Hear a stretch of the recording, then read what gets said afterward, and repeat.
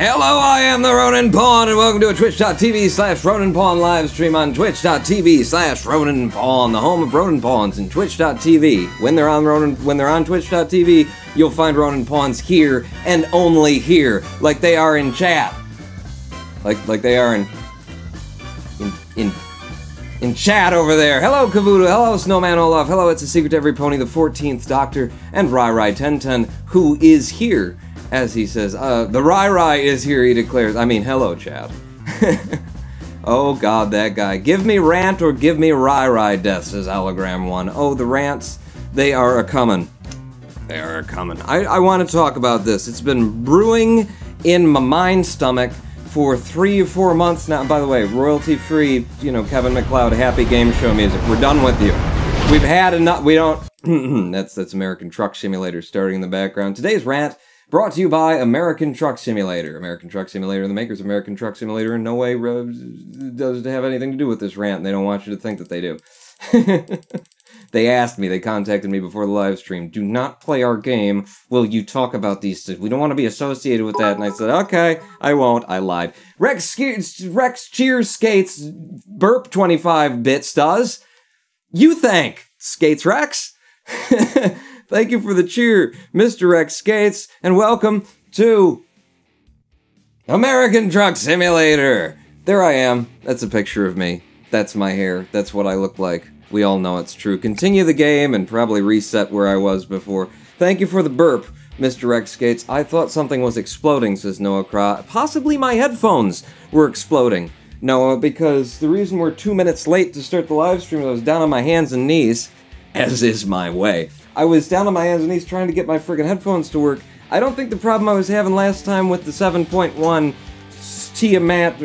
Tiamat Razors was in the headphones. I think it's in the little box there. I've only got this cup, basically. I've only got the left D cup right now. The other one is just, it's hanging out, it's underneath my armpit. None of the guys want to date me. Garage has been changed and it was necessary to repark to a safe place. Of course it was. It's American Truck Simulator. Yeah, but I'm familiar enough with Euro Truck to know that you can't not play this game for more than 3 weeks and come back to it and expect to have your truck where you left it. Plus, I don't have a truck. I've just been borrowing trucks to do missions. Angelus2141 cheers 5 and says, Pawn, I have something for you. It's a W. Oh, thank you, Angelus. Now we can start the live stream right.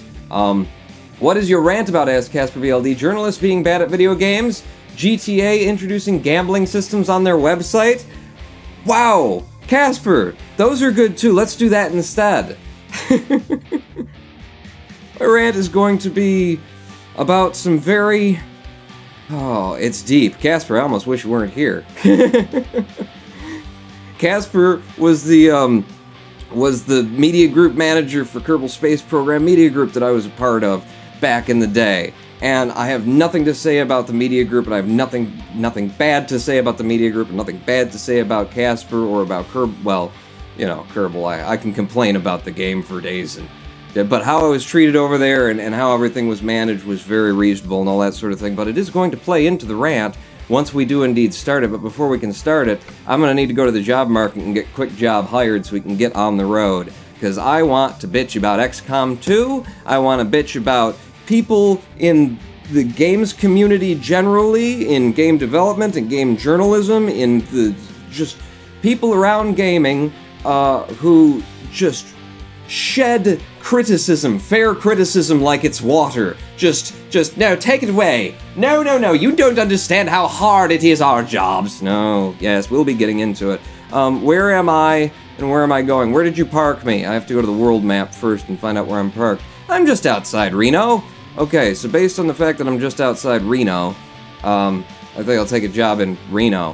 Where's Reno? It's somewhere.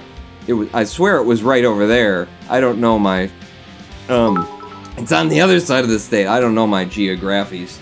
Yippee is not about me, says Rex. And now I'm gonna complain about Rex and how he, in games journalism and his naivete on YouTube, has led this industry into the pipes, down the tubes, up the slide, the bottom of every mountain, Reno to Fresco, I need a good long drive. Ooh, and this is Fragile. We know how good I am at driving, so we'll take a Fragile job. Angeles Cheers 5. You should call these streams Pawn's American Truck Simulator and Random Rant Not Simulator.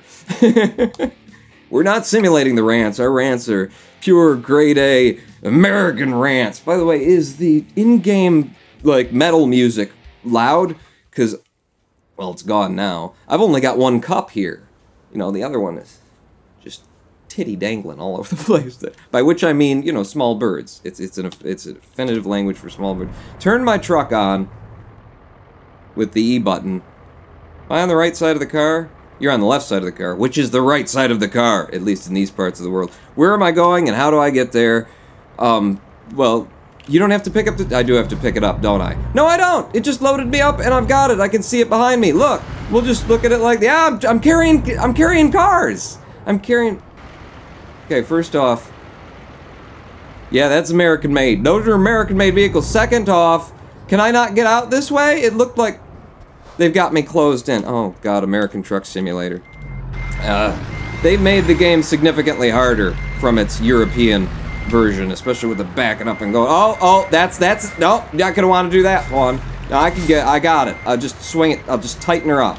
Just tighten, okay, I don't need to tighten her up. I can just swing her around and, are my lights fully on? No, they weren't on at all, Pawn. Why have I only got one left light? Are you simulating my D-cups?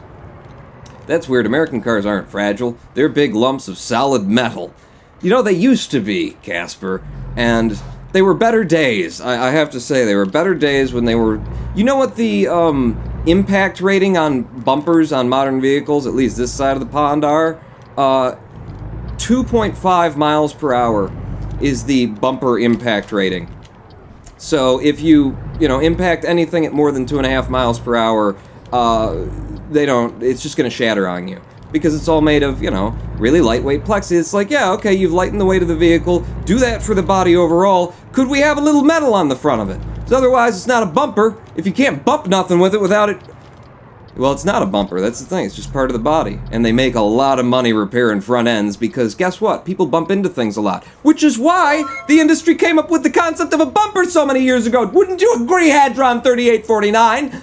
I'm just getting my blood pumped up to talk about XCOM 2 and games journalism and naivete of YouTube and Let's Players and the difference between editorials and journalism and the problem that pretty much everything is editorial in games journalism. Because how do you do anything other than editorial? How do you do anything other than opinion when it's a game you're playing? You know? It's about whether you liked it or not, isn't it? To which I would say, not always. For example, in the case of a game that I'll be talking about today, XCOM 2, it's not always opinion. There is some actual journalism that can be done there. Well, you want the car to absorb the energy of the impact, says Casper VLD. Yes, you want the whole vehicle to shatter apart when you... I'm making it right, people. I feel more comfortable on American roads. Knowing at least when I come to an intersection which side of the road I'm supposed to drive on. Hello, Emery! Welcome, you got here just in time. I have made a list to try and keep my thoughts semi-straight. And I'm the guy who made the list, so I can't get that. Snowman Olaf is just subscribed! Are you here to straighten out my thoughts, Snowman Olaf? Really? Is it that time already for you to subscribe again? Thank you so much for continuing to support my rants. I don't usually rant. I do occasionally, though. And it's a good fun. Wouldn't you agree, Houston? Houston? Damn it, it's not gonna work. Alright, we don't need him. We don't need him for this. We're in Euro Truck, and Euro Truck doesn't want me to use Houston's voice. I've done some work. We'll get to that in Kerbal Space Program live stream. This is why I made a list to try and keep my thoughts straight, because Lord knows. Okay, I gotta get a swing a Louis, and then we'll be on the highway, and then we can more fluidly talk about XCOM 2's embarrassment of the program, the embarrassment of the programming team, management, team leadership of Firaxis. Because it must be an embarrassment to them to have released, and, I don't know, maybe you could say have been forced to release by, and Snowman Olaf is now follow. First you subscribe and then you follow? Snowman Olaf, were you saying something in chat that I missed? Houston is busy using rocket engine turbo pumps to get the water out of his basement, says Casper VLD. My basement is tight as a drum. Had some leaking issues before, but I got a good plumber out here. And that'll become relevant later in the rant. XCOM 2 had to have been, it should have been, if it was not an embarrassment to the programming wing of Firaxis, and therefore to the management of that team, and to the team leadership. To whoever's in charge of that team is supposed to make sure that things are on track. The programming team went so far off the mark. XCOM 2, alright, you can say things, I could talk about what I don't like, what my opinion is in terms of things that I do not prefer, stay behind me, in XCOM 2. But that's not what I'm going to talk about, at least right now. We'll get to that. Right now I'm going to talk about the objective reality of the problems with XCOM 2, and is this game too loud for you? Remember, I've only got one cup. Because it sounds pretty loud in my one cup. The objective reality of XCOM 2 is that when it released, when it went 1.0, on the day that it released, smoke grenades didn't work. Because there was a line in an INI file that had been mistyped. It was supposed to define the percentage defense boost that you get when you pop a smoke grenade, and it didn't. And so, you know, small error, small oversight, somebody messed up an INI file before they shipped the 1.0, before they released it to Steam. No big deal, unless you, as a development team, do not come back and patch out that one little oversight to the base functionality of your game. We're talking smoke grenades here, people. If you have not played XCOM and XCOM 2, Bale 114, I don't know, maybe you're just here for the American Truck Simulator. If you've not played these games, frag grenades, smoke grenades, flashbangs, these are the base kit, and everything else stacks on top of that. You've got a problem with the base game. You cannot use, you can use them, but they don't do anything in the defense game. Firaxis left that unsolved for, I believe, over a month.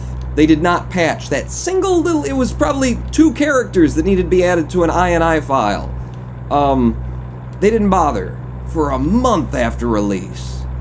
And I know, you finally release a game, big game like that, you've been working on it for a couple of years, you go on vacation. Listen, if you're a big company, you leave at least one somebody at home for just this occasion to fix the INI file. But that's a little thing. That's a little thing, but it kind of tells you the mindset of the people who are running the show. That they would leave that our base game is broken thing an issue for over a month after release. At time of release, the databasing and inventory management of XCOM 2 was broken as well. Database had been coded improperly, such that if you were loading out your characters, hey, what are we doing here, huh? The cops just passed by.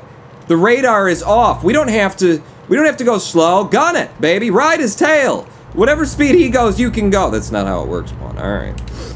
I'll cruise control it at 61 miles per hour. Is slowing down for the bridges. The database was improperly coded, such that when you're loading out your team, you pick out your gear, your kit, your grenades and whatnot. If you had multiple grenades of a certain type and you loaded it out to one soldier, and then you went over to another soldier and you had one spare, it wasn't assigned to anybody, and then you assigned that grenade to someone else, a free grenade, it would take the grenade out of the pod, gotta get off. It'll take the grenade out of the pockets of the first guy and give it to the second guy and leave the spare grenade sitting in your inventory. And then you'd have to go over to the other guy and then you'd have to like dance around and try and figure out what do I gotta do in order to get the grenade that's free to be the one I use so that I can use both the grenades that I bought and paid for in this game's economy in the game. Just a little thing, not a big deal, you know? Somebody screwed up the SQL databasing. Not a big deal on its own. Somebody, you know, missed a thing in the INI and the smoke grenades didn't work and they didn't repair it for a month. Not a big deal all on its own. And then there were the massive performance issues in XCOM 2. The last level of that game, I remember hearing Enter Elysium, okay? Who, bigger YouTuber than, you know, at that time than I've ever been. Enter Elysium, who was on the inside of the XCOM love list. You know, he was doing XCOM Long War on Firaxis on the XCOM official live stream channel here on Twitch. He was live streaming he was part of their schedule anyway. Maybe he wasn't on their channel, maybe he was. I don't remember exactly, but he was part of their schedule. XCOM's, you know, self-promotion. They were promoting Enter Elysium stuff. He was inside, and when XCOM 2 came out, part of his, you know, original coverage was, listen, I've got like a water-cooled system over here. I'm a professional YouTuber, live streamer, and he was making bank. He was making good money, and he had a system that reflected the fact that this is what he does as his profession, and he could not get the last level of that game to play. I mean, everyone who played the last level of XCOM 2 knows that if you get 12 to 15 frames per second out of it, you were doing good. And it didn't matter how much power you brought, or whether you were on Intel or AMD, or whether you had the highest, the most powerful video card from NVIDIA or AMD or ATI at the time, Radeon. Didn't matter. Didn't matter.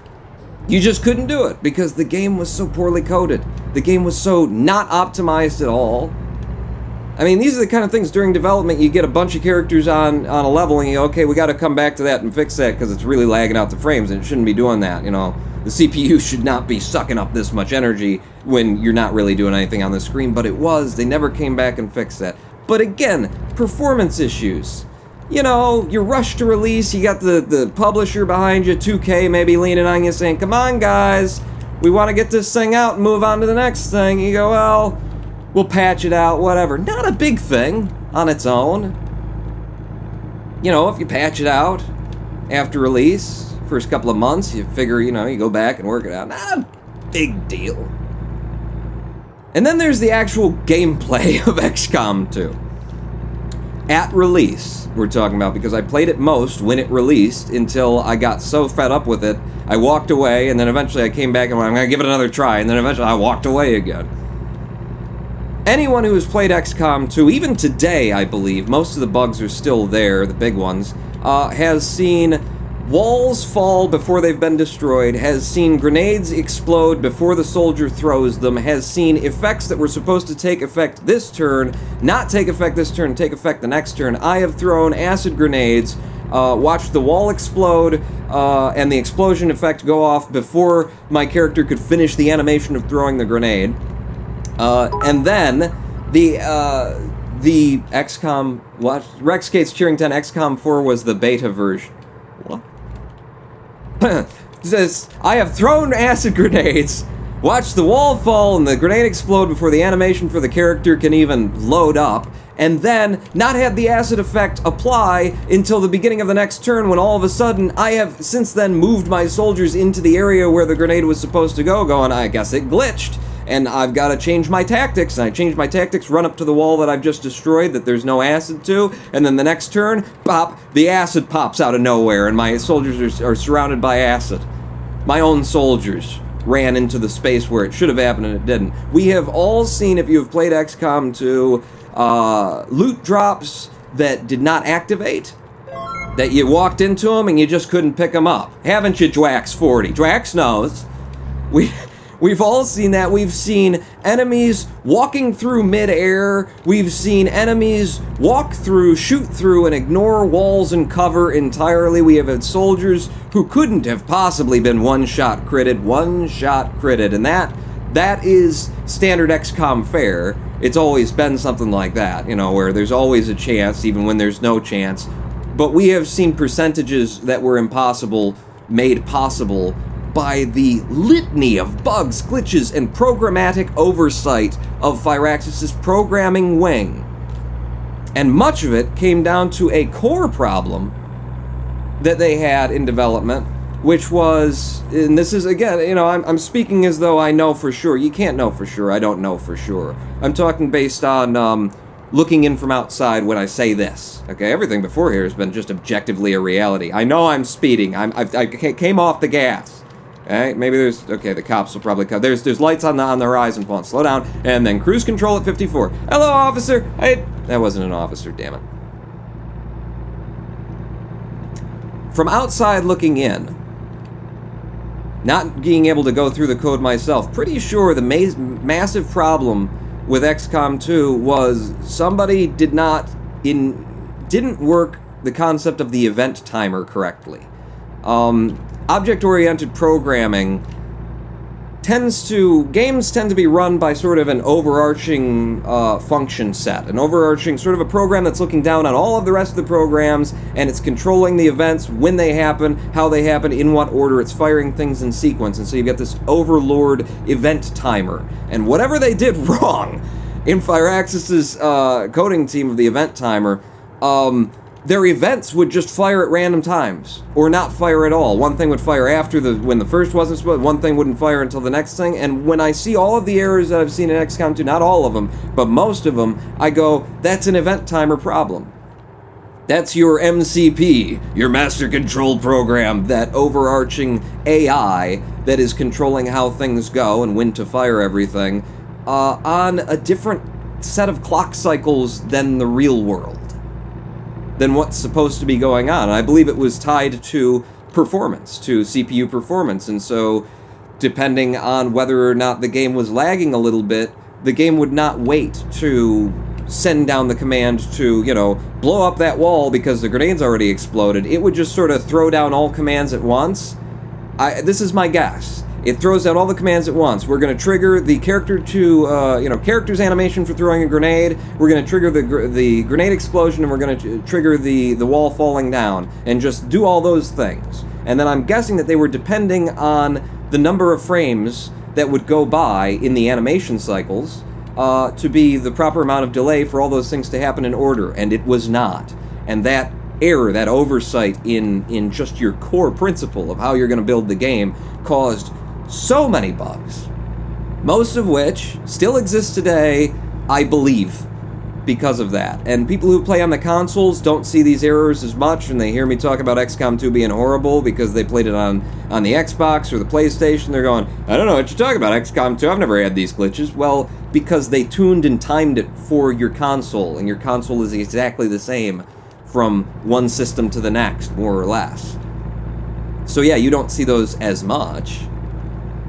But on PC, which is where it first released and where the biggest market for the game is, it was a mess, and still is to this day. I should look at chat every once in an hour or three. Angelus2141 cheering 5. Sorry to interrupt mid-rant, but I need you to swing a Mackie D's and pick me up a Big Mac, and yes, supersize it, please. I'll see what I can do. Who else wants... Or, who wants snacks? Does anyone need to pee? I told you before we left! Damn it! Shouldn't be looking behind me while I'm driving. Damn kids, they're gonna get us all killed. Come back here! I'm gonna... Quit picking on your sister! No! Okay, I was joking. I didn't mean to do that. That's what'll happen. It's a moral lesson. It's a lesson. Don't ever take your eyes off the road. Because look at the line of traffic behind me that just saw that. I didn't even get to see it. I was kidding. I didn't mean to, but I did anyway. My driving is like Firaxis's programming wings developments of games. Well done, Pawn, says Caboodle. It's Angelus's fault. He got me started. Zorglove says, wow, this game had a bit of excitement for a second. That's why it's not supposed to have excitement, Zorglove. That's why it's good for me to rant on.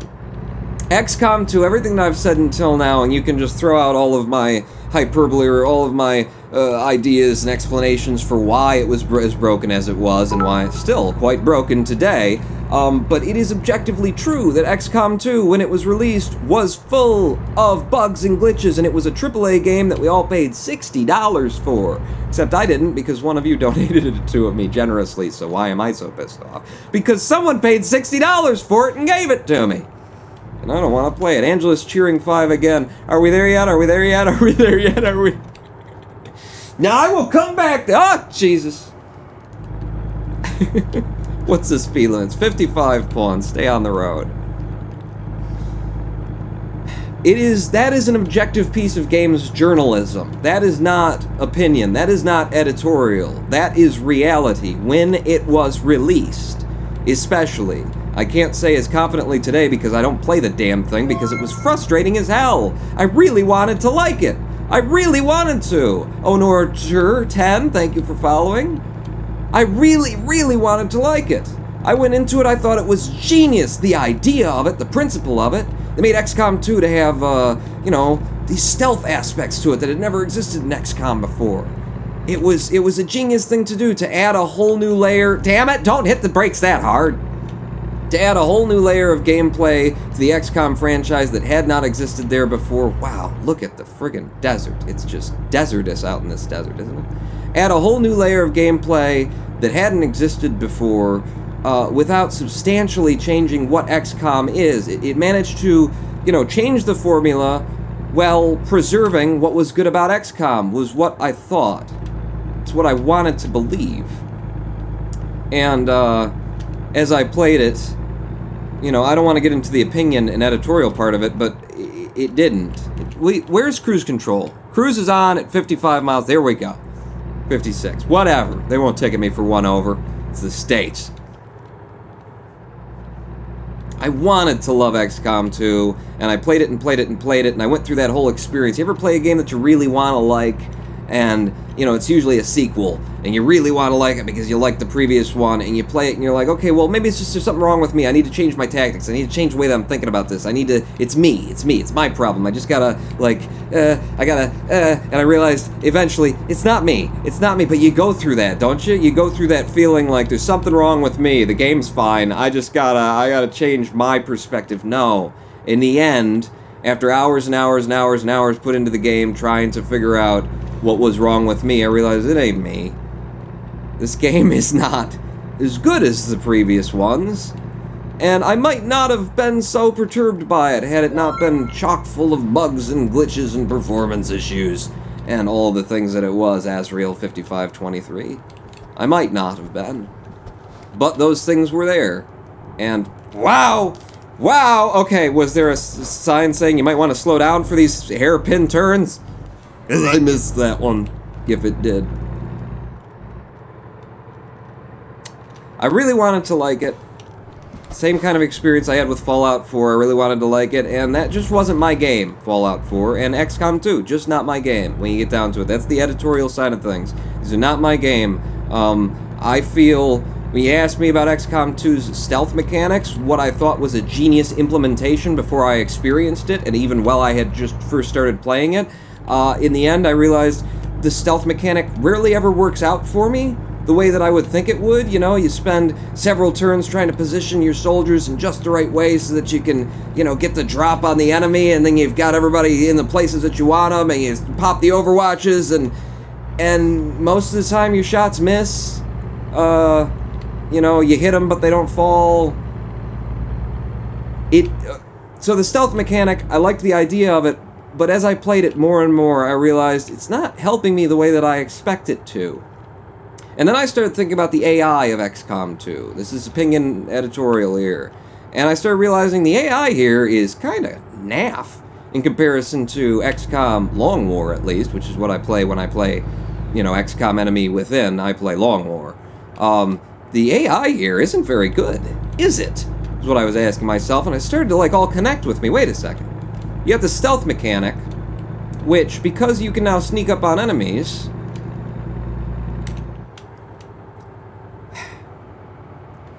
here's what I was thinking. Here's my old mind. They implemented the stealth mechanic. Damn it! I thought cruise control was on. They implemented the stealth mechanic, and therefore, they had to change the way that flanking worked. Angela's 21-4 cheering 5.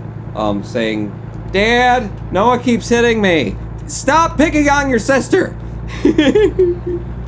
I'm sorry, Angelus, but you set me up too good for that one. Cruise is on now.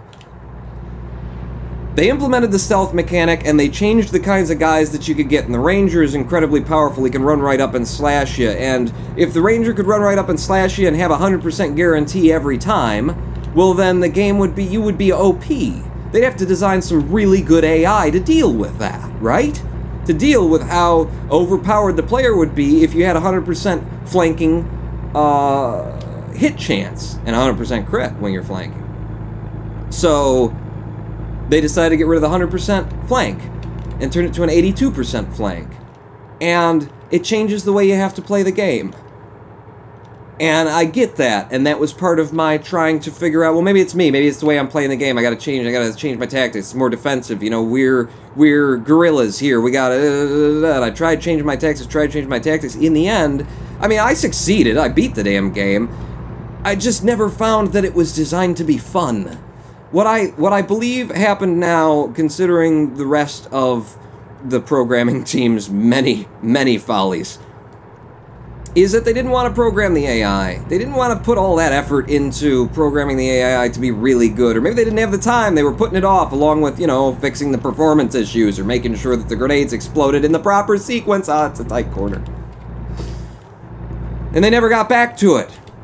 And so the game ended up being balanced for bad AI, which means that the enemies are OP, and that flanks don't work, and they don't guarantee that you'll actually kill a guy until later in the game when you've really ranked up your soldiers and you've really kitted them out and stuff like that. I feel like all of that stuff is there to hide the fact that the AI isn't that good.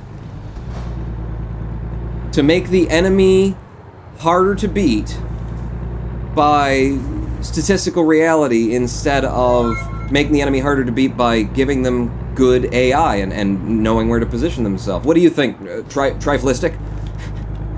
Yeah, I think it's a trifle pawn. I think you're full of trifles today. I'd love to be full of truffles instead of trifles. Welcome to the stream, Triflistic, and thank you for the follow. I will look over at chat now. I put my hand up to block it. Says Rex, what did you block? I gotta lift them each time I position a ring.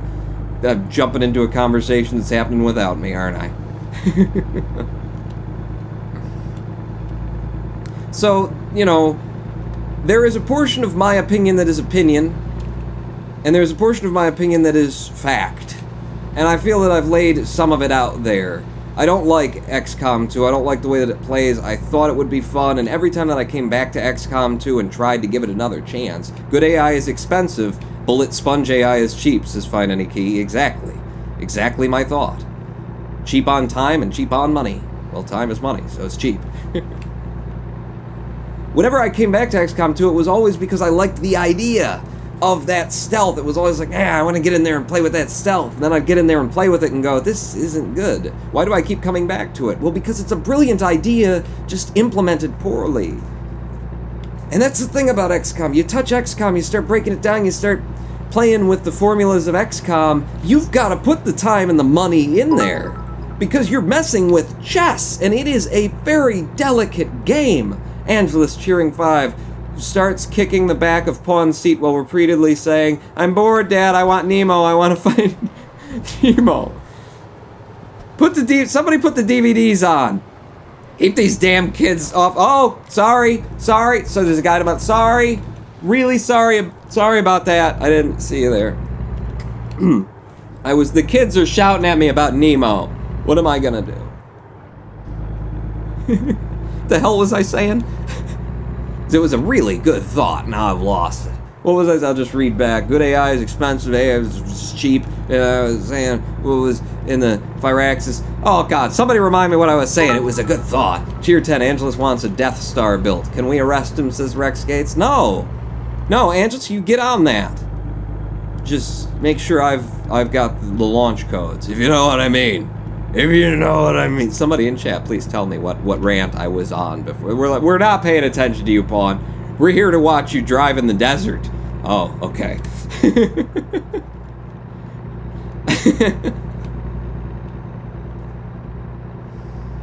I've got notes here to try and keep my head straight. Wait. Hey, Rex Skates, you're under NDA. Pawn, he said nothing, ignore him. Well, you know, Rex has come under copyright lawsuits before. It's nothing new to Rex that he'll be under an NDA lawsuit soon. Sorry, Rex. It's been some messed up stuff that happened to you there. Shall we just move forward then, since nobody could remind me what I was saying? Let's move on to, because I've got notes here. Let's move on to the other angle of my complaints against XCOM 2 as a release. Firaxis ballsed it.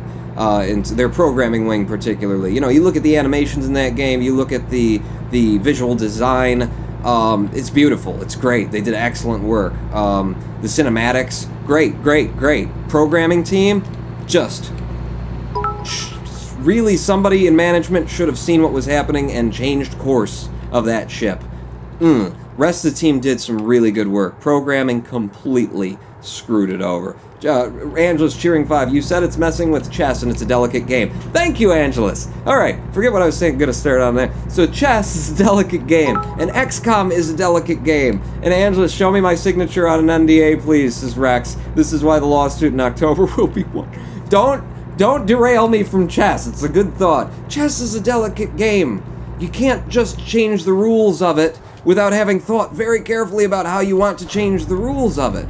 Because everything is there in a certain... everything accommodates something else. And when you take away something like flanking shots that work, I gotta go straight, and then right, and then we get off to the left. Got it. You take away something that flanking shots are not 100% anymore, and you start changing your AI into bullet sponges, your enemies into bullet sponges instead of programming the AI. I'm going the wrong direction. I went off the wrong way. Damn it, Rex, it's your fault. For cheering, Angelus, is Pawn still streaming? Yes, I'm still streaming. You just messed up it's fine. We can get there from here, apparently. My GPS has rerouted me. We'll be okay. Screw it. Don't mess with chess is the thing. It's a delicate game. I don't know how to go for it. Okay, the other part, we're just gonna abandon that line of thinking because Rex has screwed me over and Angelus and you kids in the back, I'm gonna come back there.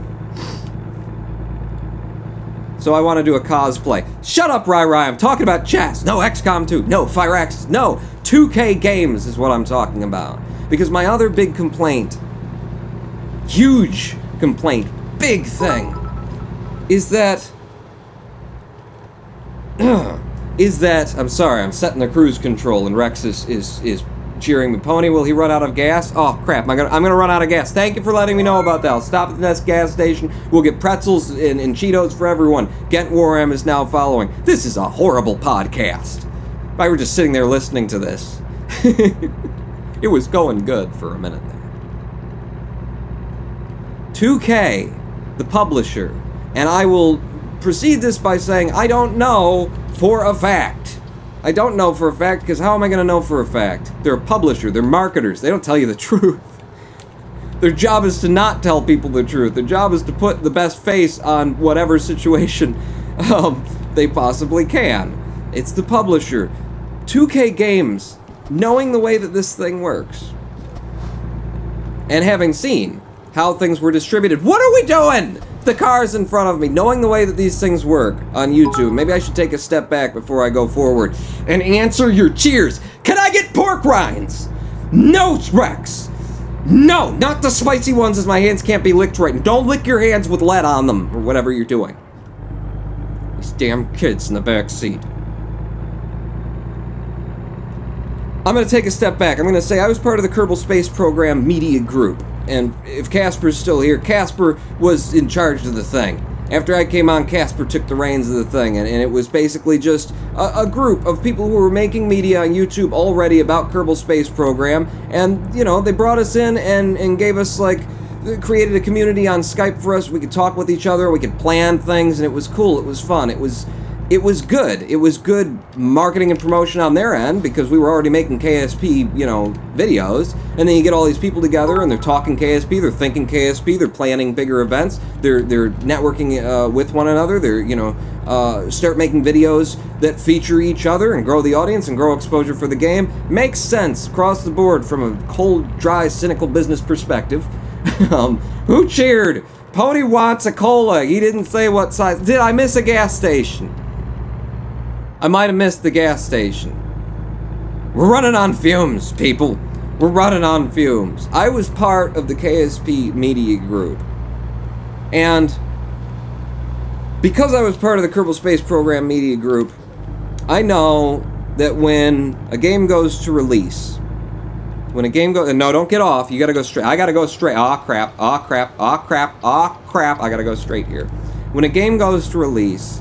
If you've got a media group, and XCOM does, Enter Elysium was part of it, if you've got a media group like that, if you've got creators who you communicate with regularly, and a game is about to go public, and you want to give them early access to the game, the most reasonable and logical thing to do is to ask them if they're going to promote the game for you before other people can get, you know, if they're going to hype it, before it's released. You're going to have access to this game, you can play it, you can make videos about it, you can hype this game for us before anyone else, and that's going to benefit you as a YouTuber, as a Twitch live streamer, to have early access to the game, because people are going to have to come to you to see the new stuff.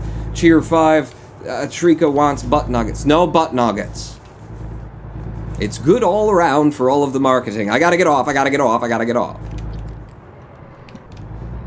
If you're going to give people early access to your game and it's not finished and you're still patching out bugs and you're still doing playtesting and it's going to be released a couple of days or a week after you release it, it is a very reasonable request to bring... Wait, is there a gas station somewhere around here? Yes, there is, to the left and forward. I will stop at it. Shush, you're talking too loud. I can't hear Dory. Just keep swimming, just keep swimming. Angelus?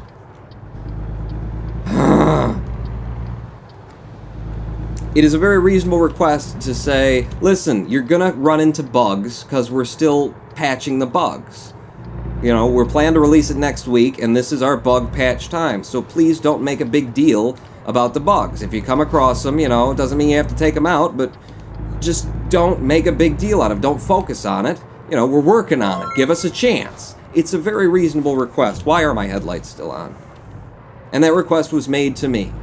And in the case of the KSP's The Barn, thank you for the follow. I'm sorry I missed whoever followed there. In the case of The Barn, which many of you in chat know more about than you'd probably like to, I was very vocal in the media group about, you know, I didn't like the designs that, and videos were made about this, so it's no news to anyone. I did not like the designs of the Tier 1 Space Center that came down after,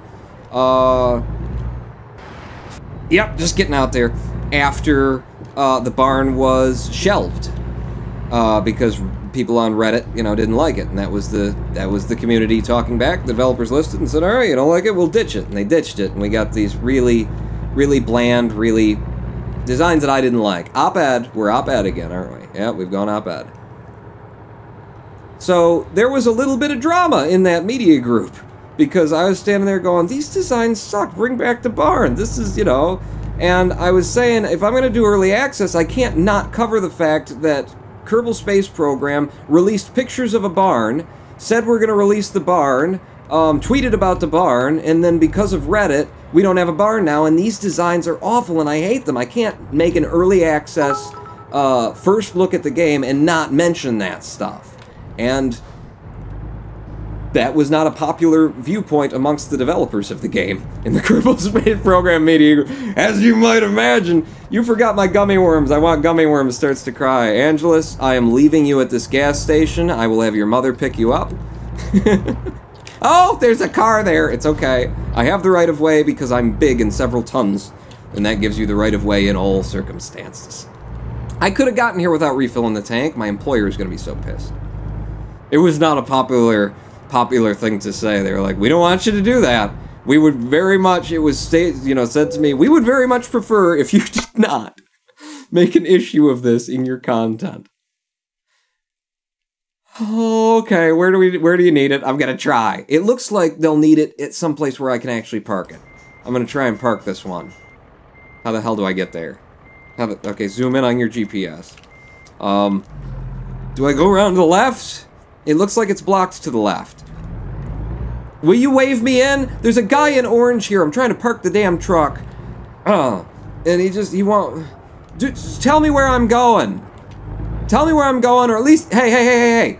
You want to take some of these kids off my hand? Or you got any jujubes? Or maybe the second Dory movie or something? I can't... Wait, are all the cars still there? I may have bumped into something on the way here. Could you just look at the SUV and see if I dinged anything? How much do they pay you to lean on your heels like that all day? I'd like to have that job. Based on... To skip parking the trailer... Wait. No, I'm not pressing enter. Give me my friggin' GPS back. Damn it. I'm guessing that I have to reverse this in? I'm guessing that. I'm gonna turn the corner and have a look first. Cheer tent makes rude gestures at passing cars. Yeah, I have to reverse this in. Oh, I hate you. Oh, how I hate you. Let me count the ways. 1, this is hard. Those are the ways. I gotta swing it out now, and now I'm rubbing. Oh, I'm just gonna hit enter, aren't I? I just wanted to take a good look at the Ford F-150s. Oh, and some Chargers, too. I quit. I quit. I give up. It won't let me give up here. I just turned the thing off and it's not giving me the option. E, enter. I can't quit. You won't let me quit. Alright, pull it forward. There we go. Now I can quit. I quit. Ah, I'm a quitter. I did good work. Only 1.2% damage penalty for jackknifing on the highway and then failing to park the vehicle. I did good work. They said it, not me. I'm not making this stuff up. Give me fragile cargo. More fragile cargo. Because, I mean, look how I did with those cars. I did great there. I know the kinds of requests that get made in the background to a media group, to promoters, to what do they call them? Influencers. When you're involved on some level with the developers of the game, and from that experience, I presume, in my own head I say I know, but because I'm talking to you, I presume that the music is too loud. I'm just going to presume. I'm going to turn that down a little bit.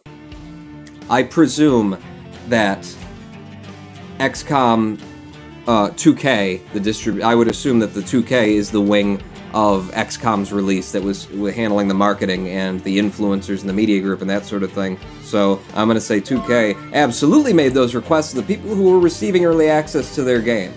Please, Keeman03, don't judge our game based on the many glitches and bugs and problems and errors and performance problems that you're seeing right now, because it will be fixed in the end.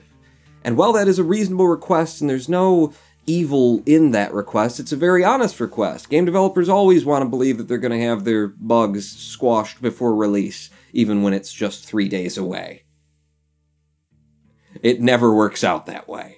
It never works out that way. But, you know, you request it honestly. You're not trying to dupe anybody. I get that. But from the side of the YouTuber, the live streamer, the individual who has a responsibility to an audience and who is receiving early access from a company to cover a game, at that point, you gotta consider that you're at least in some part a games journalist. And if you're not going to be honest about what you're seeing in the game, you're not much of a games journalist. You're not really doing right by your audience, either, to just promote and pimp and hype. You should be honest.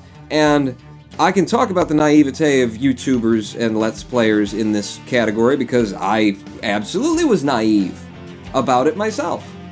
I was absolutely naive. And should have done better, you know?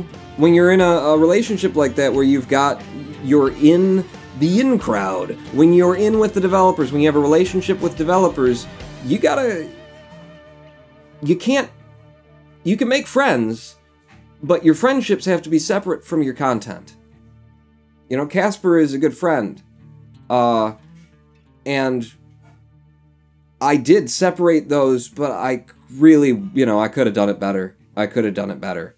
I could have been, you know, less of a dick in the media group about it when there were issues, and I also could have been more honest in my coverage of it. And so I have walked the path, I've made the mistakes myself, and I see the mistakes being made by younger, newer, and sometimes older and more experienced YouTubers, and going,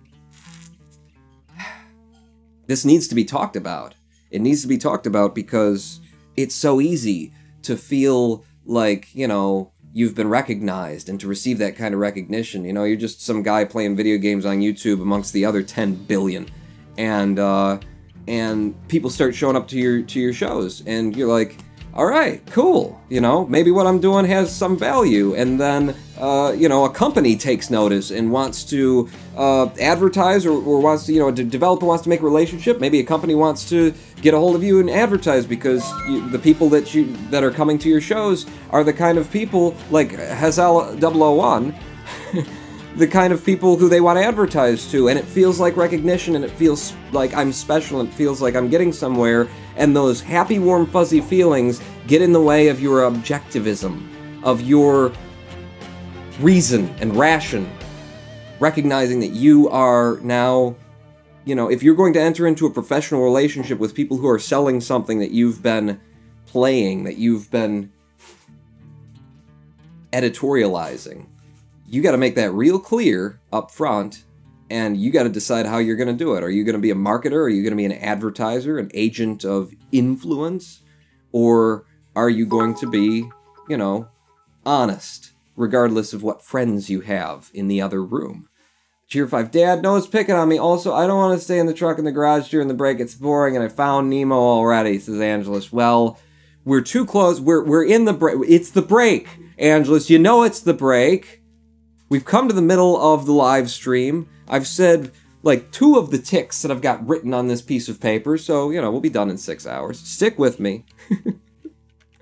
Stick with me. Don't go anywhere. We're going to take a brief 7-minute break, bathroom break for chat for the live stream. When we come back, more American Truck Simulator. We're going to keep driving, and we're going to keep talking about this, because it's not just, I'm not ranting about XCOM 2 for the sake of ranting about XCOM 2. I mean, I am. Because you know how I like. You know how actually it hurt me to see XCOM 2 in the state that it was, and then go over and see IGN's got like a 92%. It's a great score. An Editor's Choice Award. And are you kidding me? How do you give it a 92%? It is functionally broken. Even if you really like the gameplay, don't you take off points for technical failure? The Olympics, no matter how beautiful the performance was, somebody lands and then bends their knee and then comes back up. You got to take points off IGN. So you know how I like to complain about it, but I'm not here just for the sake of complaining about XCOM 2. I'm here to talk about the relationship between developers, games journalism, and the community around games that is forming amongst developers, or that has formed. It's alive and well, that just denies responsibility, that just shirks it, that doesn't want to hear fair criticism. That's what I want to talk about, and we will get to that after the break, after we listen to Jazzar's Planet Zero during the break. I am the Ronin Pawn, back in 7 minutes, don't go anywhere. Pawn not out. Not yet.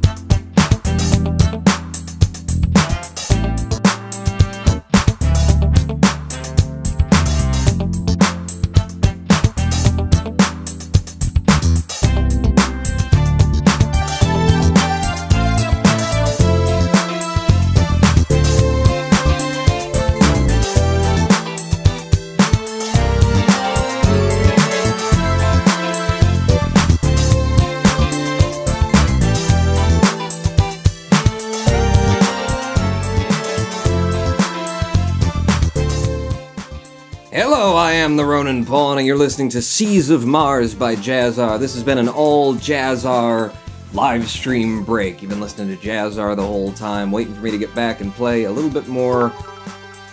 Angelus cheering at me from the back seat of American Truck Simulator. Pawn, Detroit Social Services called and said you're no longer allowed to be a parent or guardian after the stream, and you're required to report for immediate and mandatory sterilization. Well, if it's free, I'll take it. And as for that, I note that you used the word after, which means get in the back seat. Shut up, Angelus. Welcome back to Jazzar. Welcome back to American Truck Simulator. It's back there. Hello, green screen. It's back there. I have been talking at length about XCOM 2, Firaxis, 2K, and maybe I'm putting the blame on the wrong shoulders when I say 2K. I don't know how deep the relationship is, 2K and Firaxis, but Rex cheers 15, thank you. Pony said he will perform the sterilization. That was more disco than jazz, said Rubber Ducky. I'm sorry, I need to read some that aren't the cheers, don't I? When is the new map coming out, says Kiamina03. The new map for XCOM 2? Or for American Truck Simulator? Because for American Truck Simulator, I have no idea. For XCOM 2, I believe it's out. I believe there's new DLC for XCOM. Yeah, it's out. I saw people starting up new runs of it, and that's why I'm thinking about XCOM 2 again, and why I've had conversations with, well, not so much a conversation as got kicked out of the coolghosts.net forum by it's Matt Lee's. Matt Lee's Cool Ghost kicked me out of the forums because I was criticizing XCOM 2 using words that he didn't like the order of, so he decided to toss me to the curb, and we're coming to that. But that's why I'm thinking about it, is because XCOM 2 is released. A new DLC. People are playing it again. And it just brought up demons for me, is what it did. Where am I in the world map? Demons that were never answered. I'm still in Reno? How do I keep ending up in Reno? All of my jobs apparently start in Reno because they're all quick jobs. Is that what we're realizing? That might be what we're realizing, Pawn. Well, it's back to Reno, then. To look for the most profitable haul that I can do, preferably without breaking things. Reno to Kingman, Arizona. Wow. We go through Nevada, through California, and through Arizona on that run. It's worth 17,000 cashola.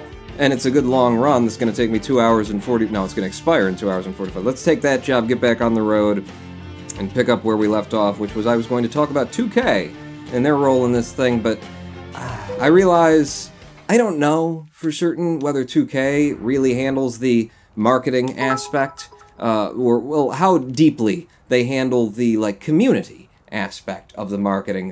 Rexky's cheering 25. My dad lives in Kingman. Is it Kingman or Kingsman? Your father is a king amongst men, Rex, for he, sired you. And so therefore, and he didn't design this parking lot that I'm trying to squeeze out of right now, so I consider him a king among men. Rex is what I do. So, as opposed to citing 2K directly, I guess for the sake of trying to be accurate when I don't really know, and it's very difficult to know, without being in the inside loop. Angela's cheering 5. Starts snoring loudly from the backseat. Angela starts snoring loudly from the backseat. You don't want to hear about the story of Firaxis? Let me tell you, that's what I'm doing. I'm putting the kids to sleep. That's always been my goal. It's a bedtime story about the fall of objective journalism. Oh, okay. No, we're fine. We're fine. We're fine. I'm just turning against traffic. We're good. We're all good. It's all good in this hood. I'm gonna say the XCOM media group instead of 2K, but in my head I'm gonna be thinking in terms of 2K because what I know happened with 2K is, in addition to the very reasonable requests that no good opinion editorial, let's player, game journalist, whatever you consider yourself, no one should listen to these very reasonable requests. They are reasonable requests. Do not listen to them to ignore the bugs and the glitches that you get, you know, when they hand you early access content. Absolutely don't make the whole you know, your whole content about, well, look at all these bugs and glitches in a game that's not released, surely, but don't pretend they're not there, because the odds that they will squash all them bugs before release are very much against you. I know from experience. There are a few things I can speak about from... There's a lot I can speak about. There are a few things that I can speak about intelligently, Alex. This is one of them. The bugs will not be quashed by release. Do not ignore them. Do not make them the focus of your content, but do not pretend that they aren't there, because the odds are they will be there. And... yeah, I'm gonna say it anyway. In the case of Kerbal Space Program 1.0, I don't know that I was still around for that. I don't even remember that I was still, like, part of the media group by 1.0. Don't recall, but I know that 1.0 released with major game-breaking bugs where wheels didn't work at all. The game went 1.0, all those years in beta and alpha, years and years and years, and then when they released it, because they had to remake a whole bunch of stuff right at the end, there's a whole lot of justifications and reasons for why things happened the way they did. They're all very legitimate and very reasonable, but the reality at the end of the day for players is that Squad, Kerbal Space Program development team, shipped KSP 1.0 with major issue that prevented you from flying planes and driving drones at reasonable speeds. And it's like, man, after all those years trying to get things right and trying to tweak and tinker, to go 1.0 like that, that was a major misstep. It happens. It's nothing to, like, you know,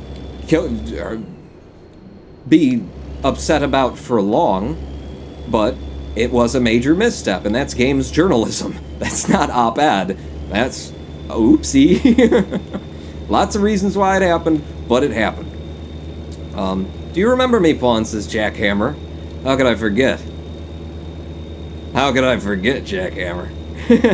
Nice to see somebody chatting from the YouTube end of things. Now that I do, come over to Twitch, Jackhammer. Come over to Twitch. It's where I can actually, you know, make a living off of this thing.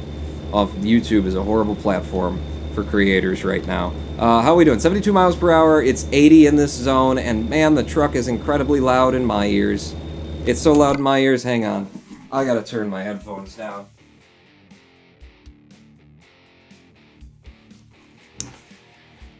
I think I need to turn down more.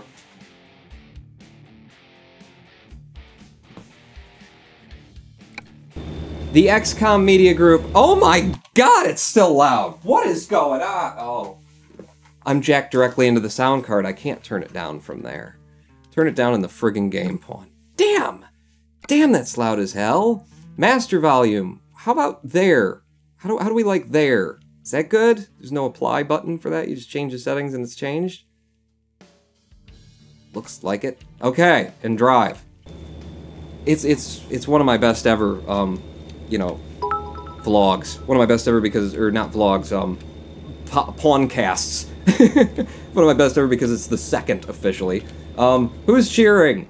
Rex Gates, I fixed it. Now, Angelus, I can deal with you. Oh, God, they're fighting. They're warring, but at least they're throwing pennies at me as they do. The XCOM Media Group, in addition to asking its early access recipients, please don't make a big issue out of the bugs. We're working on them. You fixed what? And you wish you could deal with me, lol. Shush! Shush, kids! In the back. We're talking now. In addition to asking them to, you know, please ignore the bugs, we'll be patching them out. Don't make it a major issue. The XCOM... Get out of my way! Drop back! I'm merging now. The XCOM Media Group, additionally, in order to generate hype, released save files. Very specific save files that early access recipients were only allowed to play. They were only allowed to make content, anyway, out of those. They couldn't just load up the game and play a level from it. And it was a very brilliant marketing strategy and release idea for how they wanted to release things. Do I have to get off here? I have to get off here. I have to get off here. I have to get off here. I'm merging. I'm merging. It's air. It's air, so it's fine. We didn't hit anything. No damage was taken. Sorry. Sorry. I'm why California's highways are so backed up. Rowan and Pawn. You can blame me. They released custom save files to the recipients of early access and said, if you're going to make content of it, only make content of these. And the plan, and it worked brilliantly. It's a very good idea. And it doesn't have to be, you know, nefarious. It doesn't have to be Machiavellian either. It was just a very good idea, was that they released their content, oh god, 30 miles per hour is the speed limit here? They released content surrounding XCOM 2. They mated it out to show you, these are the new baddies, and these are the new soldier classes, and these are this, and so they did it, you know, for this week and that week, and the next week they'd do that, you know, one after another after another. I'm ignoring the cheers now. I'm ignoring Rex and Angela's anyway.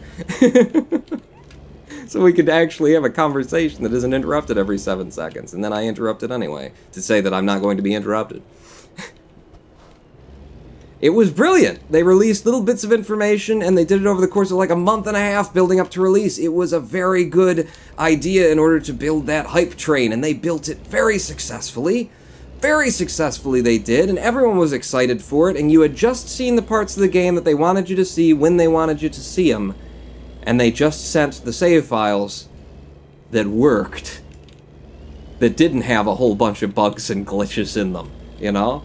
That weren't going to pose significant oddities in situations where people would get in and they'd try something and then it would bug out the game, and there probably was content even during then where there were glitches and bugs in the you know, even in the pre-screened save files that they sent out. Now at that point, when you're sending out very specific save files that people will show off just the parts that you want to throw, it's a very good idea, and it's not Machiavelli. It doesn't have to be, you know, an evil people cackling in a boardroom somewhere saying, we'll control the flow of information and make people think it's a good game. None of that has to be going on. It's just a good idea for building a hype train.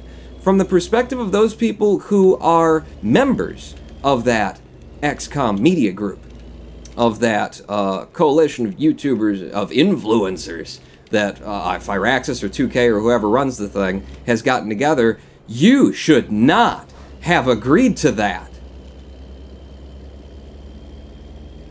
And I know the temptation to agree to it. You get early access, you get content, you get to show XCOM 2 before anyone else gets to show XCOM 2.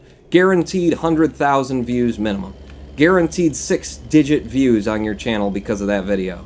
Because where are people going to go if they want to see XCOM 2? Well, they got to come to you. And, you know, the other people in the media group, but there's a limited supply of content out there. If people want to see it, they got to come to you. That's great for your channel. How can you turn that up? Well, you get credibility is what you do. You turned against I had the right of way. I had the right of way! Do you see that guy's lack of journalistic credibility? Tier 5, ignore me? You wish. Notice me, senpai. Also, good night, Pawn in chat. Here's the end of the stream, W. Thank you for the cheers, Angelas. Sorry you've gotta go. Have a good night. And cheer 10, temptations, says Rex Skates. Cheer 100, ignore this, says Rex. I can't ignore her. I can't ignore you for long, but I do thank you for restraining yourself so I could get at least a little chunk of that out. It's a horrible thing to do as a creator of content, to do to your audience, to agree to that. Yeah, I'll just show them just the save file that you want to send me. And it seems like it's not, and I understand why you'd think, oh, that's fair enough. But having gone through it, having experienced it, having made that content that helped to hype this game that came out intensely broken, that base functionality of the game was left to maturate for a month on Steam's servers without reasonable patches by the development team. How do you feel now about the fact that you didn't mention the bugs and the glitches and all the problems that you were having when you were trying to play the game? How do you feel now, having done that? The reason you feel that way is because it was a bad idea. Do not agree to that. You are an advertiser at that point. You're accepting early access, which is as good as money to you. You're going to turn it into money with views on videos that no one else can supply. You're basically accepting money in exchange of only saying good things. You say, well, I never agreed that I'd only say good things. If there were bad things to say, I would have said them. It didn't turn out that way, did it? And you weren't going to see the bad things because you're only playing the parts that they want you to play. This is the naivete of YouTube and Let's Players and live streamers, because we're in that headspace, and I'm actually quite happy to say I've grown out of it, clearly.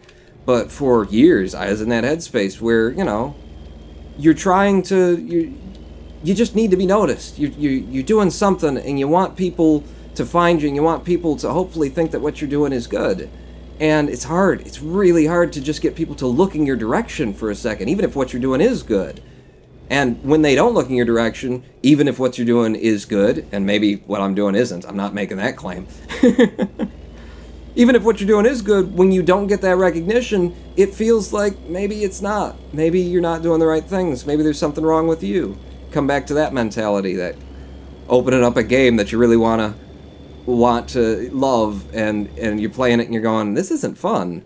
What's wrong with me that it's not fun? It's not necessarily you. It's the nature of the beast in the gaming industry. Will you cruise control, please? Where is it? I don't know where the cruise control is on this vehicle. I don't know where it's lighting up to tell me if I'm in cruise or not. I don't think I'm in... Now I'm in cruise. There we go.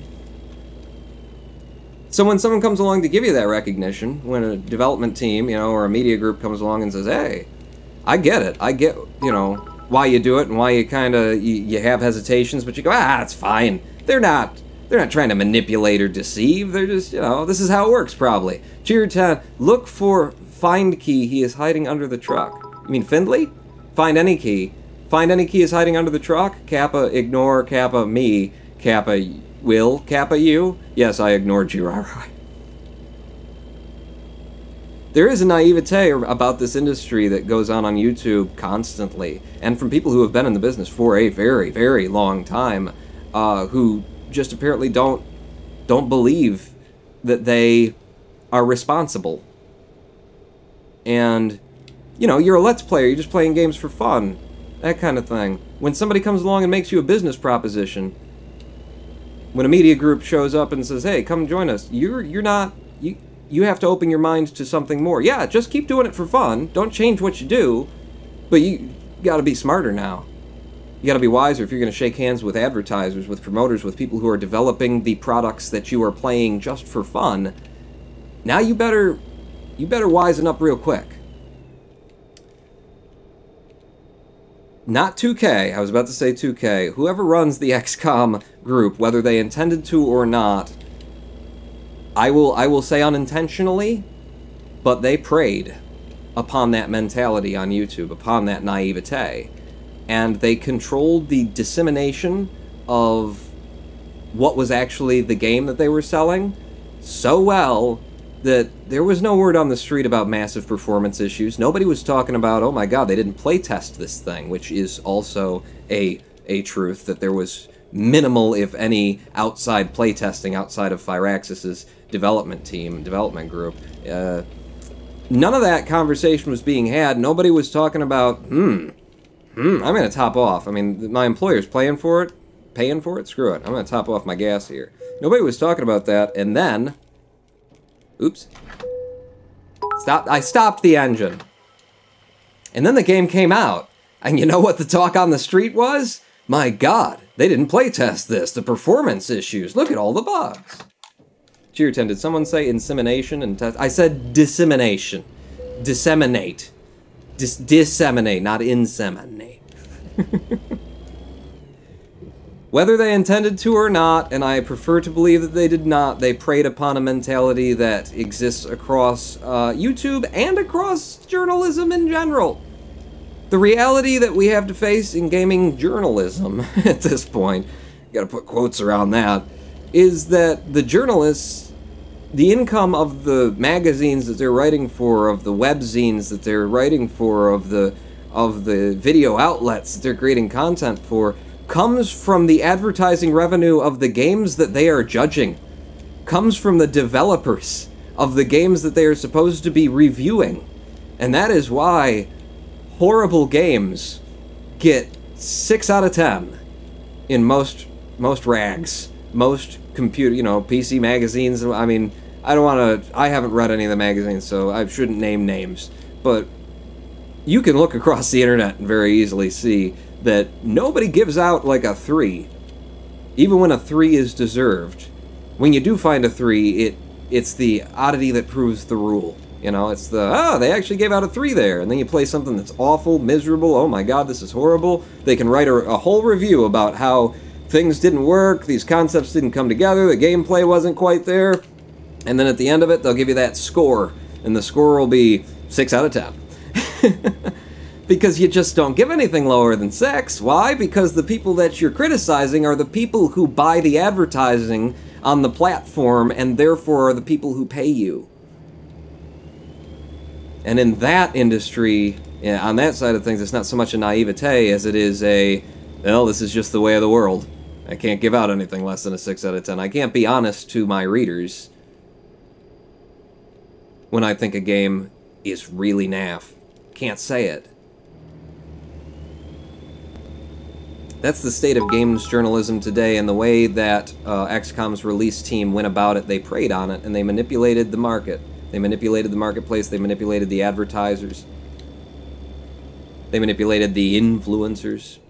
They worked it. They worked it very well and very successfully for themselves. They got themselves a 9.2 score on IGN with a game that, at its release, no matter what monster PC you were playing on it, ran at 15 frames per second in the good parts.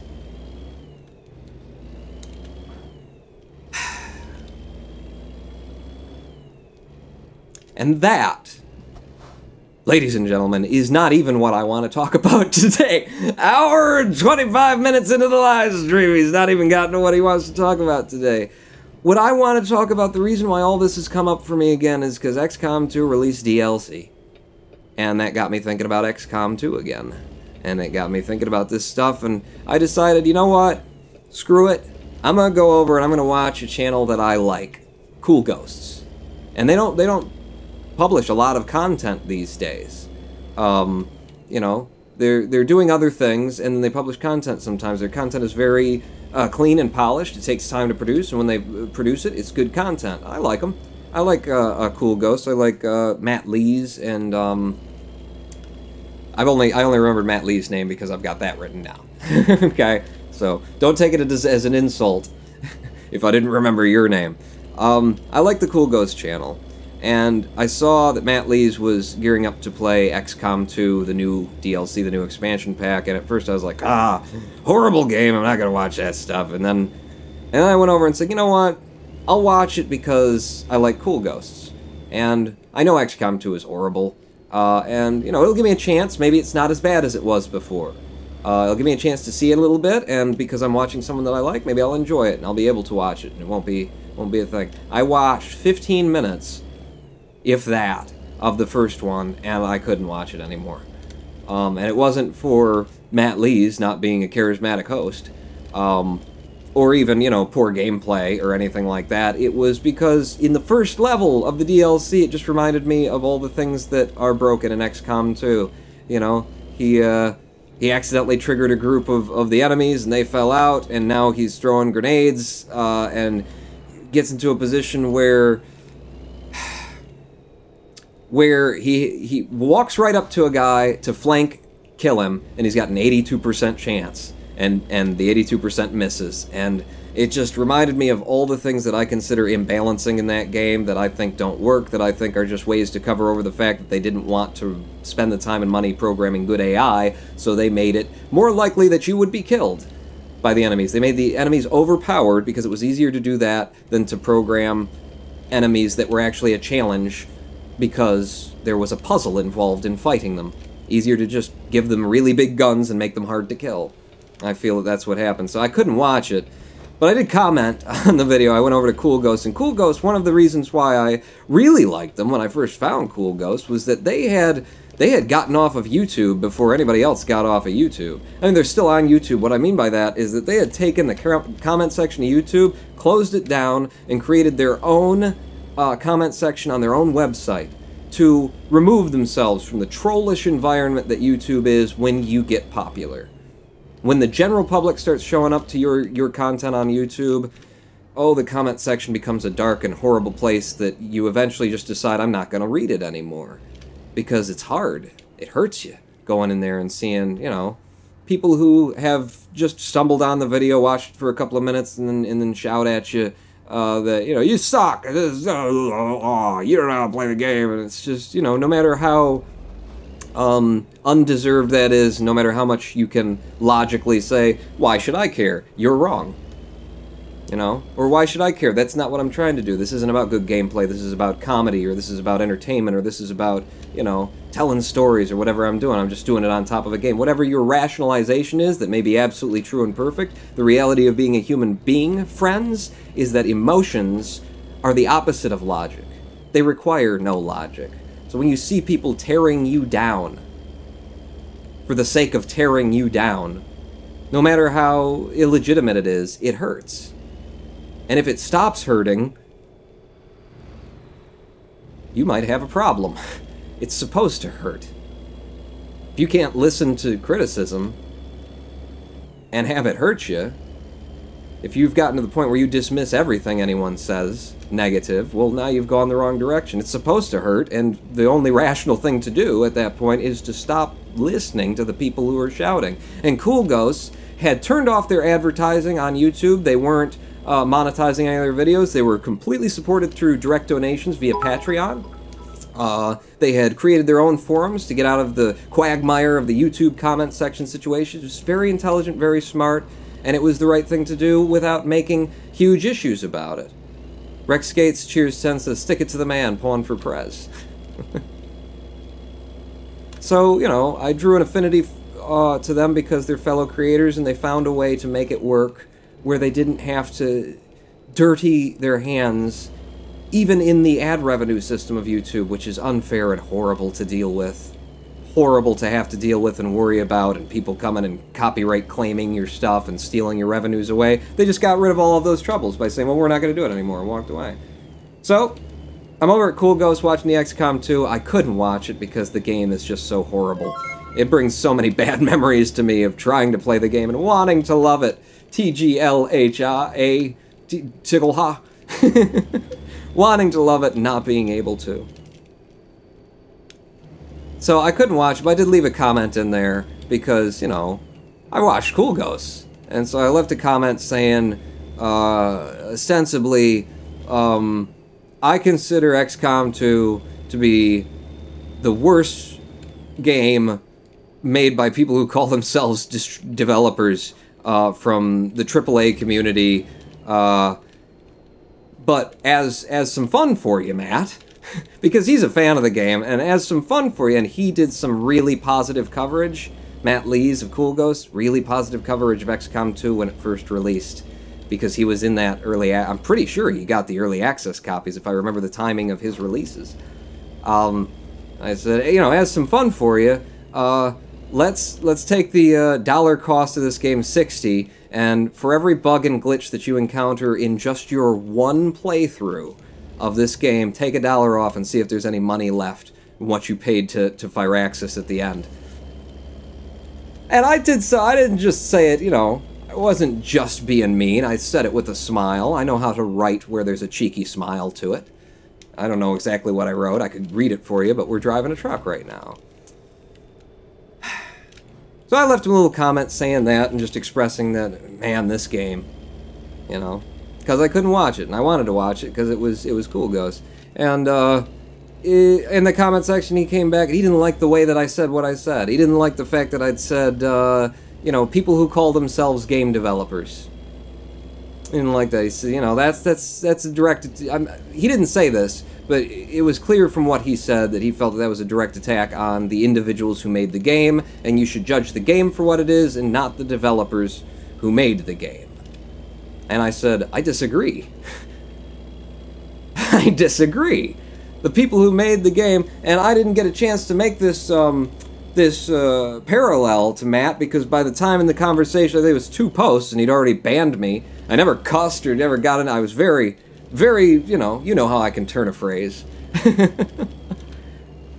He'd already banned me from Cool Ghost chat by the time that I wanted to say, listen, if a guy comes to my house, I pay him $60, if I have a plumber over, and when he leaves, the P-trap is leaking all over my kitchen floor, and he took my $60 and he's not coming back to fix it, if I mention him to a fellow, I'm going to say, that's not much of a plumber, is he?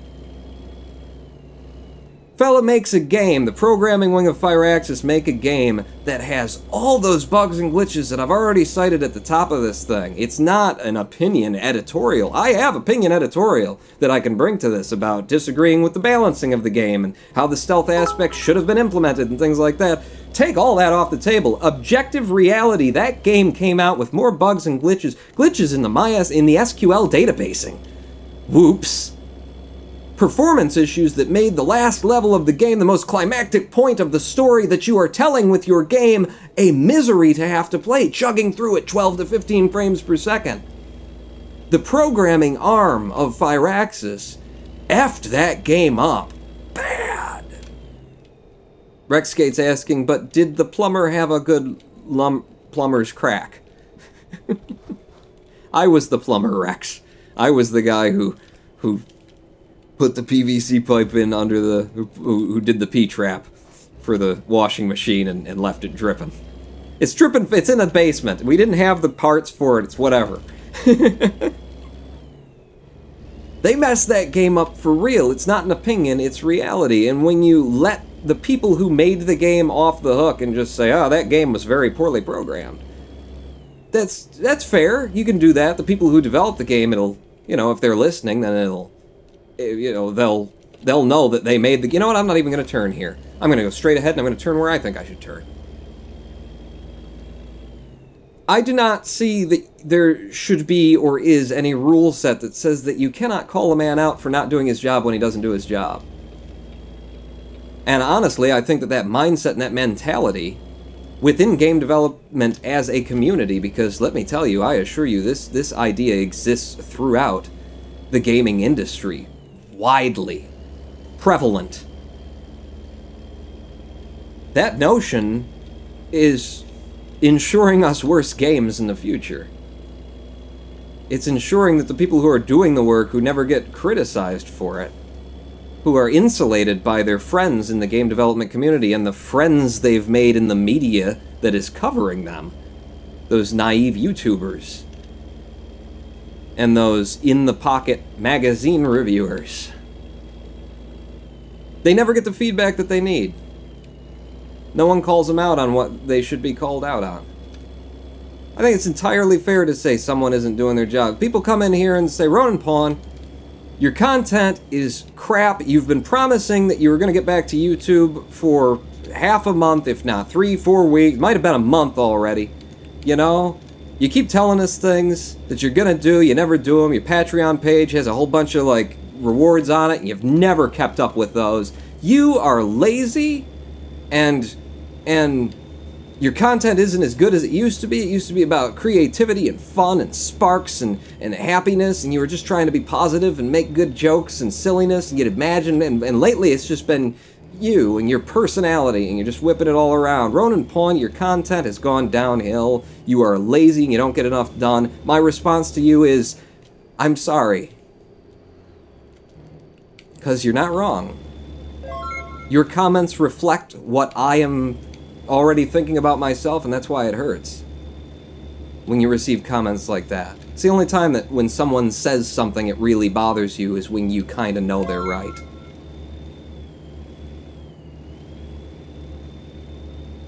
When you've already been thinking about it, when their comments are a mirror's image of how you feel already.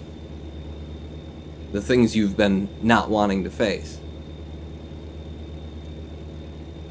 Criticism, direct criticism of any person who endeavors to do a job, gets in there and does it poorly, is absolutely correct. There is absolutely a place for that. It is appropriate. People who are learning from brand new need to be criticized so that they know not to do it that way. You're doing it wrong. There are better ways to do it. You see what you did there? That's not going to work now because of the way that you put it together. I'm going to show you how to do it right now. People who have been in an industry for a very long time, who have developed habits, who are rushing things through, who are changing themselves, who are publishing games that they know they shouldn't be publishing that need another 3 to 6 months worth of work, are absolutely fair game to criticize. If you will criticize a plumber who comes and doesn't do the job well and leaves things leaking, then you can criticize your game developer. when you've handed them $60 to entertain you, and what they handed you was a broken piece of crap with some good ideas in it that they didn't manage to pull off.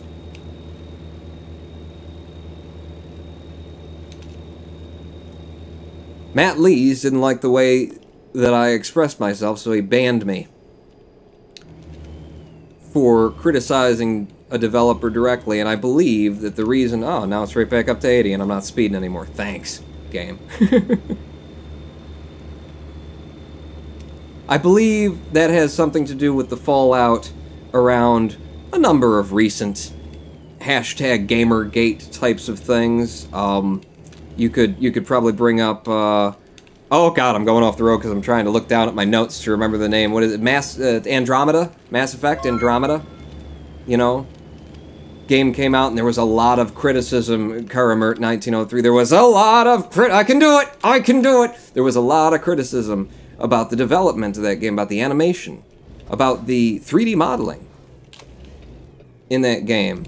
And I have seen the 3D modeling in Andromeda. I haven't played it. It's not my kind of game. I'm not going to play it. I've seen the 3D modeling. I have seen side-by-side comparisons of the game that came before it in the series and the game that came after it and gone, wow. There is a huge drop-off in quality. It is objective. That is not opinion. That is an objective reality. Anyone looks at the side-by-side images, they will go, that is a huge drop-off in the quality from one game to the next. A sequel to a game just got worse than the game that it was before it, visually speaking. That is a fair criticism to lay at the feet of the team that worked on the modeling and the animation in the game. It's not as good as the last one, and it's obviously not as good as the last one. But when that happened, I got into another conversation with another YouTube personality, and it was Daniel Floyd from Extra Credits on Twitter. On Twitter. I just tweeted at him. I tweeted, you know, Daniel Floyd every now and then. He's an approachable guy. He's got his own Twitter account. He'll tweet back to you. And we've tweeted back and forth silly things before. We've disagreed over some things, and it's just fun. You know, we've had fun. It's nice to talk to people who are in a similar industry to you, who have perspectives on games. I got into a conversation with him about Mass Effect Andromeda, because when that was going on, and everybody was complaining about those animations, and what I heard from, you know, all over Twitter, all over social media, was all of the people who consider themselves part of the game development community were rushing to defend the poor work that had been done in that game. They're all jumping out of their seats to say, well, you don't understand how hard it is to do what they were trying to do there. You don't understand how much work goes into that. Which, by the way, is, first off, a conceit, to presume that those of us commenting on it don't know what goes into it, don't understand what it takes to 3D model, don't understand what it takes to create strings and strings and strings of subtle animations that you then put together into word sounds, that none of us have ever had any experience with animation in general, where you create different mouth shapes and then you associate those with the words that are being said. That is quite a conceit to say you don't understand, but that was the thing. You don't get it. You don't know how hard it is. It's very hard. It's very tough. It's very hard. The fact is that the game that came out before this game looked better and was better done. This is a sequel. Why is it done more poorly? It is a reasonable criticism of the people following that game, who enjoy playing that game, to say this one doesn't look as good as the last. They shouldn't have to expect that the one after this is going to look even worse, should they? It's a reasonable criticism, but what I saw was game developers and friends of game developers and friends of game developers just chiming in to say, it's not fair, you don't understand how hard it is to make games. And it sounded to me like what they were saying was making games is harder than all the other things. It's harder than plumbing. Thank you for the follow, SCNK2. And that is another huge conceit of the development community. You don't understand how hard it is. I've programmed my own 3D engine in ActionScript before there was one. Before they gave you easy matrix mathematics. I know how to code, okay? I've made animations for Newgrounds. I did so when I was 14 years old. Audio, video production. Got it. Just saying to anyone and everyone, you don't understand. No, I understand. I know about coding. I know about animation. I have 3D modeled. I'm not an expert at any of them. And you ask me the finer points of it, I don't even remember the matrix math that I used to use to do translations and 3D points in space. But I knew it once. I know how hard it was to learn. I get what your job is. As a consumer, it is obvious to me you didn't do your job well. And my complaint against you is valid. But you want to, toss that validity away. And in the middle of my conversation with Daniel Floyd about it, news came out that one of the developers for Andromeda, one of the animation team, the lead or something like that, had been doxxed and had received death threats. And that is ridiculous. That is absolutely ridiculous. You go from, like, giving a valid critique of someone's work to thinking that they should die because they didn't do such a good job on this particular piece of thing. That's ridiculous. It's the kind of comments that come in from crazy people. It's also the kind of comments that probably wouldn't come in if you would have accepted, acknowledged responsibility in the first place. But when they do come in, yes, it's ridiculous, it's stupid. It's behavior that should be absolutely quashed. Daniel Floyd at that point in the conversation didn't want to talk to me anymore about game development and what this, what these trends of games being half finished and half made and shipped out before they're done meant for the industry. He didn't want to talk about it anymore. Why? Because his main focus was these horrible people who are doing these horrible things to these game developers that they shouldn't be doing. And my reply was, it is absolutely valid that these are horrible things and these horrible people should not be doing them to game developers. But we are not those people, and there is still a discussion that should be had here. You don't get to throw it out. It's like trying to, get world leaders to a table to discuss a matter that actually, has relevance, that actually matters, something that is of meaning. We're talking about games here. It doesn't really matter, except that we're in the industry, so it kind of matters to us. It's like trying to get the UN to sit down and talk about something that's important, and in the interim, somebody attacks, some civilian somewhere in some country does something horrible to another civilian from another country, and you're trying to bring these countries back together and get them to see each other's side, and the one country that the guy just did the thing to is like, no, we're walking away, screw it. We're not going to talk about it anymore because someone did something that was bad. We're going to focus on that and use it as an excuse to not talk about issues that exist in this industry that still need talking about. Cheer 5, read Rai. Rai says, I am legitimately a certified game developer. I know the struggles. I have to scroll because everybody is chatting now. Rai, I have to come back up to you. I know the struggles of making games. Let me just say, animating with a small team is difficult. Animating with a room full of 30 students is easy, albeit time-consuming. Modeling is pretty easy once you get going. They did not take the time to polish the products that they were publishing. Says Rai.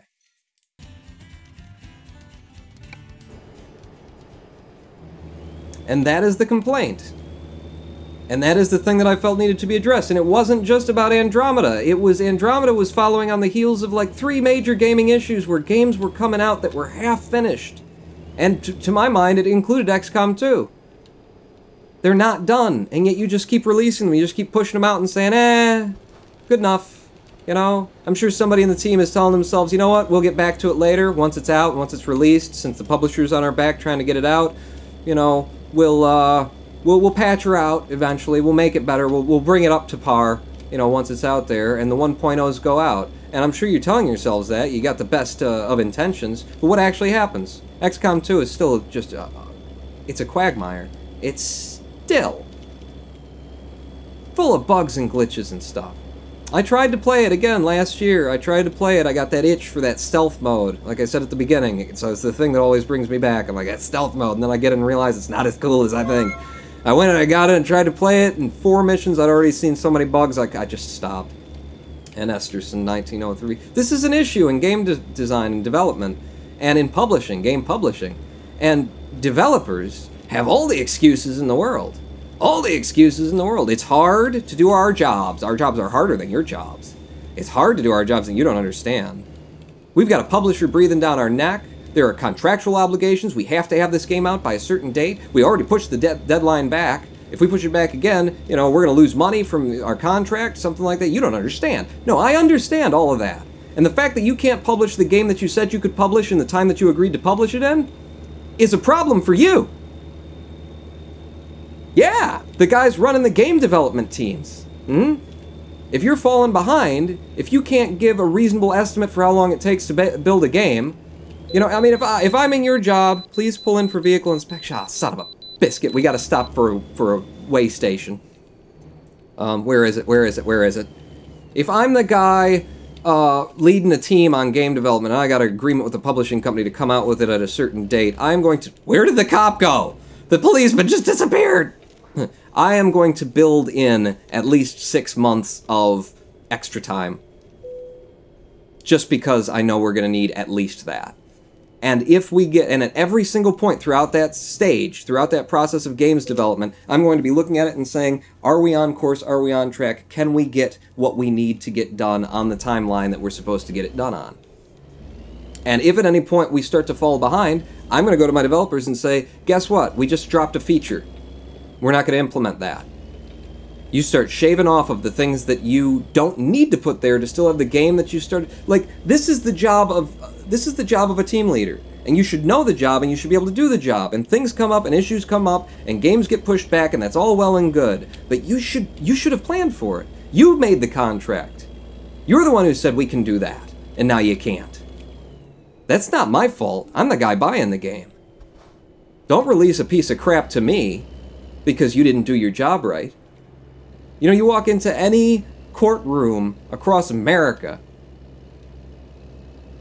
and you got a contract that is completely one-sided. It's unfair to you and it benefits the other party ridiculously. And you made it when you were stressed out and you needed money and they gave you a couple of $100 and you agreed to do something that's going to cost, it's going to take way more time than, it's a bad contract, and you go and you say, Your Honor, listen, we couldn't do it in that amount of time. It was a bad idea from the start. He got me when I needed money, and I just had to agree to it. I had no choice, Your Honor. But clearly, this contract is one-sided, and I need you to overturn it. The judge will look you in the face and say, "You in America can agree to any contract you wish to agree to, no matter how stupid and bad for you you want to, and this court will uphold it."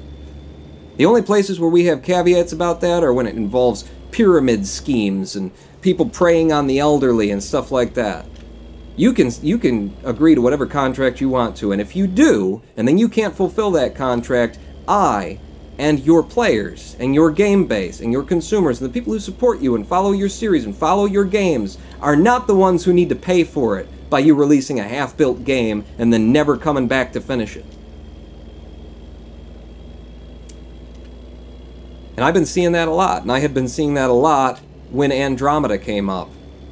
And it was Andromeda was the tipping point where all of a sudden all the developers were in chat screaming about all their excuses.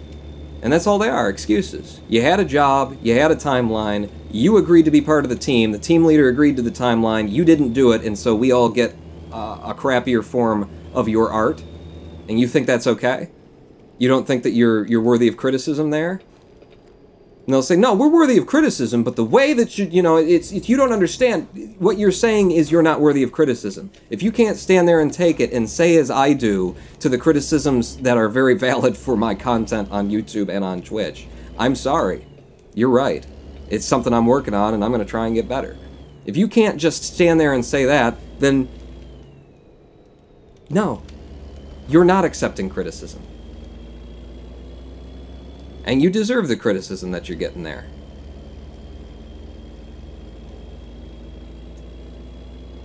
But Daniel Floyd wouldn't have a conversation with me about it after that point. Never really came around to, never even acknowledged my perspective on it. It was always from the game developer's perspective. Every reply that I got was an excuse, was a, well, you don't understand, and the amount of resources that go into it, and Matt Lees banned me for criticizing developers in the most tertiary way. It wasn't as though I, doxed, that I was calling someone out by their name and saying, this person sucks. And even if I was, if I'm criticizing you by name for your job as a professional, I'm not saying you're a bad human being, that you're not a good bloke to go out to the pub and have a drink with. I'm saying, you didn't do a good job.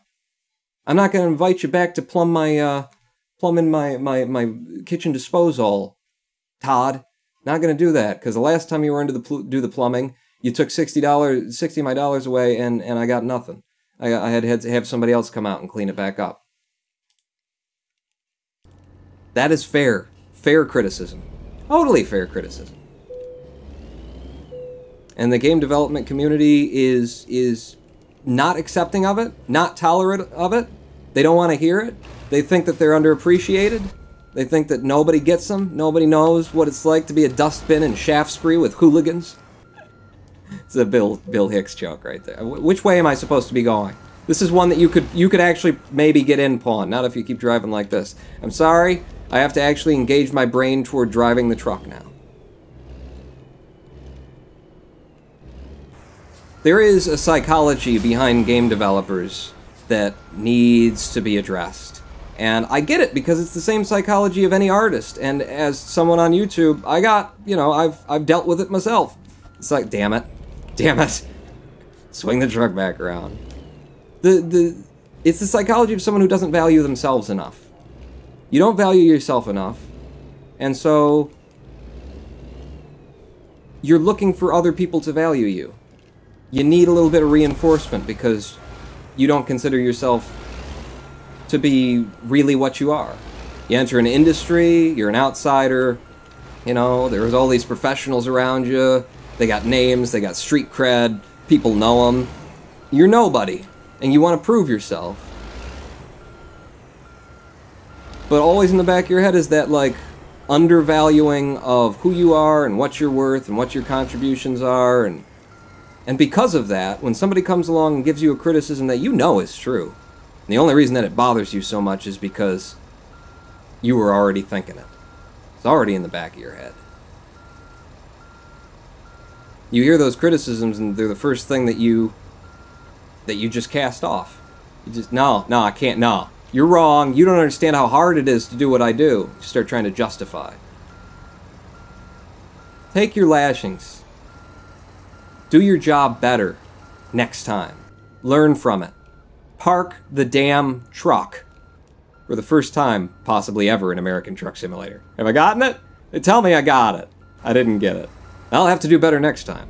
I'm almost there. I'm just a little bit at an angle. But this is the best I've ever done with parking a truck in American Truck Simulator. I'm pretty sure. Tier 5, lash me, baby. Take your lickings. Take your lashings. You know? Be willing to say, I'm sorry. You're right. I could have done that better. When you know you could have. Instead of, you know, coming up with just loading up your excuse bandolier. Is that the word that you wanted there, Pawn? I don't think it is. I'm still trying to angle this in.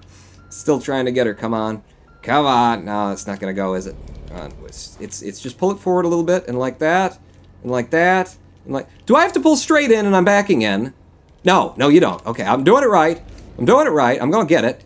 You guys can't even see the frickin' mirror that I'm looking at. Damn it. Damn it, I need to get chat down. But I'm not going to. Because what you have to say is so important that I didn't pay attention to it for any of the live streams. It was a lot to talk about. It's a PAWNcast. I can't figure out which way I'm supposed to turn the truck. I forget how it works. I forget how it works. My brain is more about complaining about developers than it is about actually driving a truck today. Come on, that is close. Don't tell me that ain't close. That's close. It's damn close. It's not damn close enough. I'm going to stay here and I'm going to do this. I am going to do this. Yeah, boy. Is it working? Can't hear what? Little pawns unite. Little pawns unite! What? Okay, you gotta look back, Pawn. Don't look at that mirror. Look out here. I can control it from here. I understand what I'm doing from this angle. There you go. That's a good line. That's a good line, and that way is that, yep. Yep. I got it. I got it. I got it. Have I got it? I've got it.